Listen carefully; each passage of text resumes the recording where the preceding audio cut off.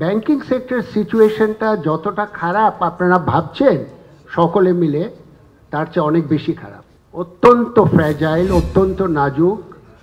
এটাকে যে কি করে গেছে গত 14-15 বছরে, এটা বললাম তো, বলতে বোঝাতে বহু অনেক সময় লাগবে। আপনারা তো খবরের কাগজে কয়েকটা দেখেন, কয়েকটা বড় বড় নাম দেখেন, আসলে যে কত নাম আছে এটা কি বলবো আপনাকে, বলার কিছু নেই। তো হোপফুলি আমি মনে করি the first thing to be done is to revamp the central bank.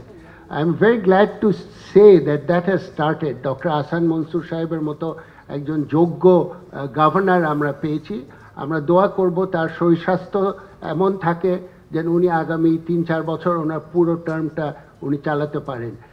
আমরা জানি যে নতুন সার্চ কমিটি হবে 4টে ডেপুটি গভর্নরের জন্য। That is also very important. The professional and honest people are identified and put in place. আমাদের একটা বড় চেঞ্জ আনতে হবে আমি মনে করি। আমাদের একটু আগে যেটা শুনলেন, not only central bank but across the bureaucracy, এই যে মাস্টার স্লেভ যে রিলেশনশিপ আমাদের সিভিল সার্ভেন্টরা মনে করেন ওনারা মাস্টার, আর 18 কোটি মানুষ উই আর স্লেভস। ওনারা যা বলবেন, ওনারা সবচেয়ে ভালো জানেন, ওনারা সবচেয়ে মেধাবী, সবচেয়ে বেশি লেখাপড়া জানেন, সব কিছু ওনারা ভালো বোঝেন এবং আমরা শুনবো, ওরা বলবে। আমরা কোনো কথা বলতে পারবো না, কোনো ডিসেন্ট করতে পারবো না, কোনো অল্টারনেটিভ ওপিনিয়ন দিতে পারবো না, অল্টারনেটিভ আইডিয়া দিতে পারবো না। এই মেন্টালিটি থেকে চেঞ্জ হতে হবে আমাদের first, and that is for the whole government itself. We are not your slaves, you are civil servants, you are working for us, we pay tax, that tax pays your salary. এই চেঞ্জটা আনতে হবে। এই যে আমি কথা বলতে পারবো না, আমাকে বলবে আপনি সই করেন, যা বললাম তাই, আমি ভালো বুঝি, আমরা জানি কি করতে হবে, এই মেন্টালিটি থেকে চেঞ্জ করতে হবে। So revamp the central bank, bring in a culture of cooperation and collaboration with civil society, with their stakeholders, for example, private sector, with the banking sector. কথা বলেন, আপনি কি রেগুলেশন তৈরি করবেন, সেই রেগুলেশন বিদেশে গিয়ে দেখেন, আগে সিনিয়র প্রাইভেট সেক্টর ব্যাংকারদেরকে ডেকে আলাপ আলোচনা করে দেন those regulations are rolled out. খুশি মতো রেগুলেশন তৈরি হয় না। বাংলাদেশে এক একটা বছরে 1000 খানেকের বেশি রেগুলেশন বের হয় ব্যাংকিং সেক্টরে। এটা পৃথিবীর কোথাও দেখবেন না। কখন উঠবো বসবো, কোথায় যাব না যাব, বিদেশে গেলে কার সাথে যাচ্ছি, আমি কি আমার স্ত্রীর সাথে যাচ্ছি না গার্লফ্রেন্ডের সাথে যাচ্ছি, আমার সাথে কে যাবে, কোথায় থাকবো, কত ডলার নিচ্ছি, কোন অ্যাকাউন্ট থেকে। I mean, the way they manage the banking sector, are they focused on the real issues? We have a banking sector where everything is false. The NPLs that we show, the debt provisioning, the capital that we show, everything is false. So the real situation is very, very bad.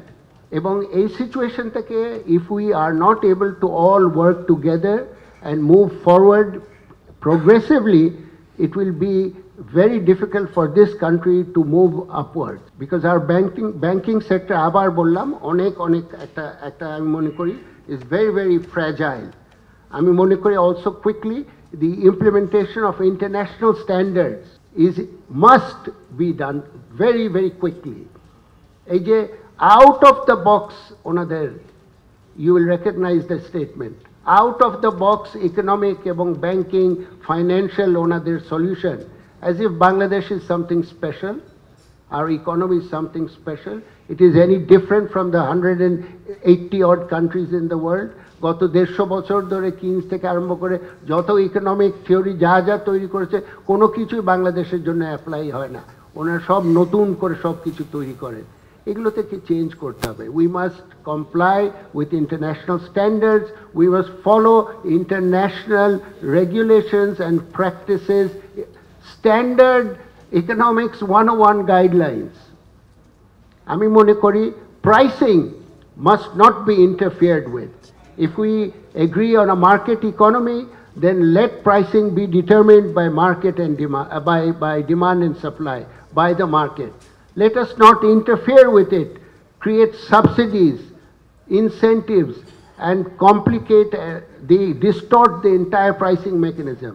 এতে কি হয়, market imperfection হয়, যেখানে যাদের এই সমস্ত market imperfection করলে আপনার এক্সচেঞ্জ রেটে বলেন বা ইন্টারেস্ট রেটে বলেন বা pricing of goods and services, প্রত্যেক ক্ষেত্রে ডিস্টরশন আসবে, করাপশন আসবে। You must get rid of it. 50 বছরের বেশি হয়ে গেছে, দেশ স্বাধীন হয়েছে, এখনো ইনসেন্টিভ দিতে হয় বিজনেসকে। What is this? এবং most of the incentives and subsidies are actually don't go to the right places. The whole banking sector is designed to support large corporates and nobody else. ওই যে MSME segment যেটা আমরা বললাম, উনি বললেন, this is completely কি বলে deprived of everything.